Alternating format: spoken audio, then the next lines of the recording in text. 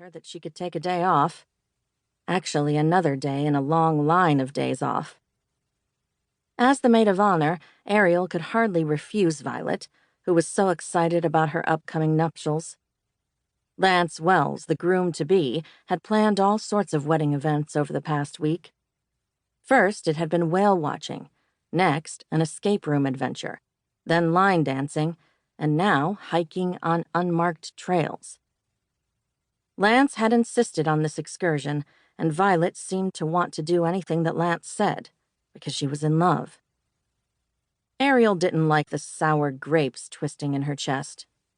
At 29, she kind of despaired she'd ever find her Mr. Right. She wasn't looking, mind you. Love seemed like a risky endeavor, especially after the fiasco of her last boyfriend, Jason, a mistake she truly regretted. He'd seemed so sweet and kind at first, but then she'd realized it was a facade.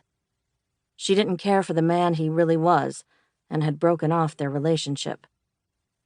But still, she liked the idea of a grand romance.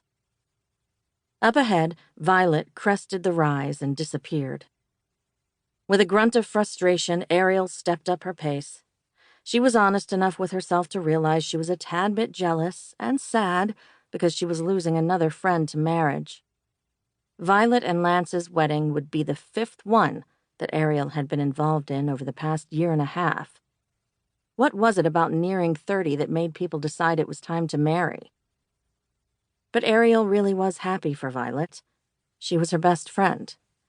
And this was the first time she had been asked to be the maid of honor.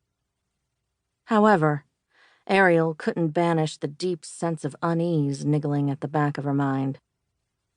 There was nothing specific that had her on edge lately, just this strange sensation that something dark lurked, waiting to strike. Giving herself a mental head slap for her silly imagination, she crested the rise onto an outcrop that ran along the mountainside. As her boots crunched over the rocks beneath the layer of hard-packed snow, she noticed her hiking mates were already starting up the next incline, and that she'd lost sight of Violet among the thick forest. Uh-oh. The altitude pulled at Ariel's lungs. Her breath came out in ragged puffs.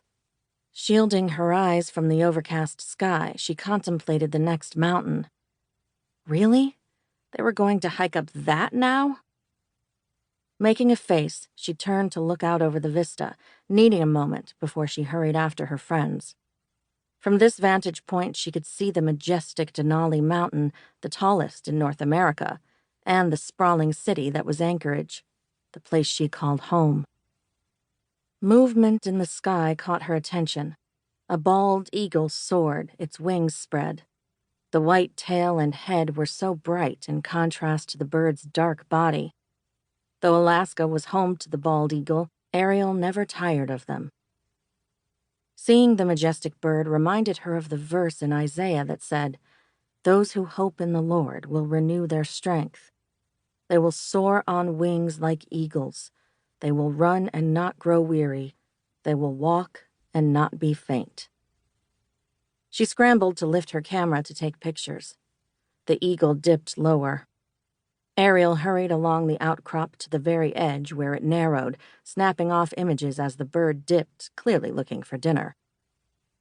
The loud bang of a gun echoed across the valley. Startled, Ariel shivered, but chalked the noise up to hunters. She deplored that the state park allowed the hunting of one black bear per hunter from September through May.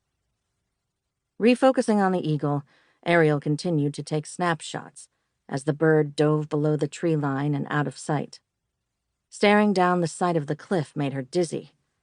It was a long drop to the bottom, with many trees and rocks dotting the landscape and jutting out of the side of the steep cliff.